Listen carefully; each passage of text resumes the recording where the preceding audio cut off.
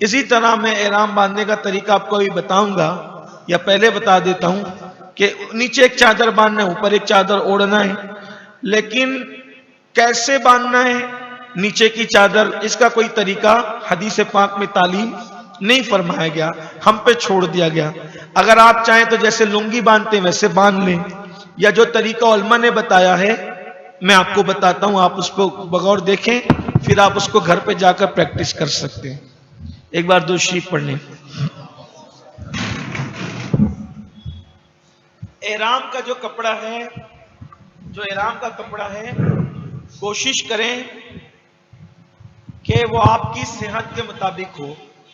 अगर आप दुबले पतले हैं तो 2 मीटर में भी काम हो जाएगा। अगर आप मोटे ताजे हैं, आपका वजन ज्यादा है, तो 2.5 मीटर, 2.25 मीटर आप अपनी सेहत के हिसाब से लें। ठीक है, इसका भी कोई रकबा मिकदार मुकर्रर नहीं है, आप अपनी सेहत और सहूलत के हिसाब से ले सकते हैं। मेरा मशवरा आपको यह है कि अगर आप एहराम लें तो तौलिए वाला लें, ये कपड़े वाला न लें। तौलिए वाला लेने से फायदा क्या होता है, उसमें थोड़ी सी गर्मी तो होती है, लेकिन तौलिए वाला एहराम टिक कर रहता है, वो बार बार उड़ता नहीं। ये ओढ़ो ना तो ये बार बार जो है वो खिसकता है, वो बार बार उसको जो है वो डालना पड़ता है तवाफ की हालत में इसमें। और हज में तो तकरीबन कमोबेश 3 दिन तक के एहराम में रहना ही पड़ता है एक साथ, और क़िरान करे तो फिर जब तक हज ना हो तब तक रहता है। तो इसलिए तौलिए वाला, क्या बोलते हैं उसको अपने यहाँ, है टुवाल वाला, क्या जो भी बोलते हैं, बहरहाल मैं अगर कुछ पूछूं तो आप मुझे बताएं अपने क्या कहते हैं। तो तौलिए वाला एहराम जो मोटे कपड़े का होता है, टावेल जैसे होता है, तो ये अब इसको नीचे बांधना है। इसको मेरी मालूमात में हमारे बुजुर्गों ने 3 तरीके बताए हैं, वो इस तरह से। नंबर 1 तरीका ये है कि ये दोनों सिरे, एहराम की चादर के दोनों सिरे बराबर कर लें, और बराबर करके यहां हाथ रख करके इसको यूं करके यूं बांधे। ठीक है, ये तरीका हुआ ये। और उसके बाद कमर कसने की नियत से पट्टा लगाना या डोरा बांधना ये मकरू है, नहीं कर सकते। अलबत्ता पैसे या तस्बीह या जरूरत की चीजें रखने की नियत से बेल्ट लगाना, इस तरीके का बेल्ट होता है, ये जायज है। जिसमें जेब वगैरह बनी होती है वो जायज है। खालिस जिसमें जेब वगैरह ना हो, कमर कसने के लिए नहीं बांध सकते। ये एक तरीका हो गया। दूसरा तरीका ये है कि इसको इस तरीके से बांधा जाए कि एक सिरा दाईं तरफ का जो है वो ज्यादा बड़ा कर लें, दूसरा सिरा अपने सेहत के हिसाब से इस तरह डालें, और उसको इस तरीके से डालकर यूं करके बांध लें। तीसरा तरीका यह है जो बहुत सतरपोश है, मुझे बहुत पसंद है। एक तरीका यह है कि आप जो है वो एहराम की चादर को इस तरीके से ले लें, इस तरह से, ठीक। और ये करने के बाद जो यूं होता है उसको यूं कर लें, ऐसे। आमतौर पे मेरा तरीका, यानी ज्यादातर मैं इसी तरह से बांधता हूं। उसकी हिकमत यह है कि अगर इस तरह हम बांधते हैं तो कैसे भी बैठे, कैसे भी चले, तो इसमें जो है वो बेसतरी होने का खौफ नहीं होता इस तरह बांधने में। एक तरीका और बता देते हैं कि आप जैसे लुंगी बांधते हैं, लेकिन उसमें जब जब आप चलते हैं तो माज़अल्लाह ऐसा लोगों ने कहा मुझे कि जब लोग अपने अंदाज से इसके अलावा बांधते हैं तो चूंकि कहीं उनको दौड़ना होता है सफा मरवा पर भी, कहीं तेज चलना होता है। जब हम काबे का तवाफ करते हैं 3 चक्कर के शुरू में, हमें जब अकड़ करके पहलवानों की तरफ चलना पड़ता है रमल की हालत में, तो उस वक्त तेज चलने की वजह से जब वो उड़ता है ना तो लोगों की रानें तक नजर आती है। अस्तगफिरुल्लाह। अब ये तो आम हालत में भी हराम है रानें, क्योंकि नाफ से लेकर घुटने तक का हिस्सा किसी भी अजनबी का देखना दिखाना हराम है।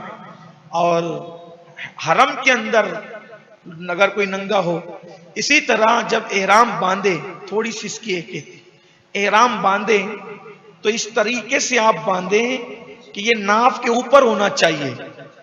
एहराम जब आप बांधे ये नाफ के ऊपर होना चाहिए।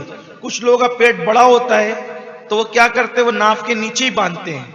नाफ भी दिख रही होती है, पेट भी दिख रहा होता है हालत एहराम में, और वो चादर ऊपर डाल लिए होते हैं तो उनको कुछ एहसास भी नहीं होता। हालांकि ये हराम है, हराम है। जो लोग भी उतना हिस्सा उसका देखेंगे वो भी गुनहगार होंगे, ये भी, और लोग आराम से घूम रहे होते हैं। ये अच्छी चीज नहीं है।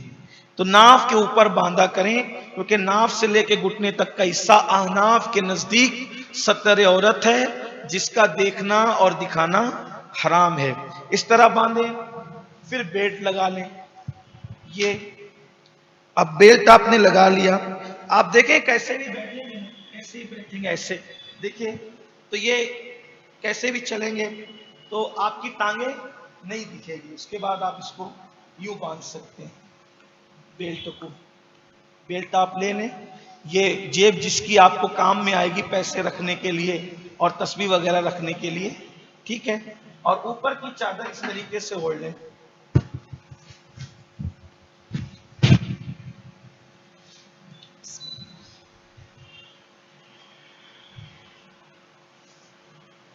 इस तरीके से, ये बाज लोग क्या करते हैं, उसको इस तरीके से ओढ़ते हैं, ऐसे ही घूमते रहते हैं एयरपोर्ट पर, ऐसे ही नमाज पढ़ते हैं, इसी तरह से जब वो हज भी करते हैं, अरकान भी अदा करते हैं।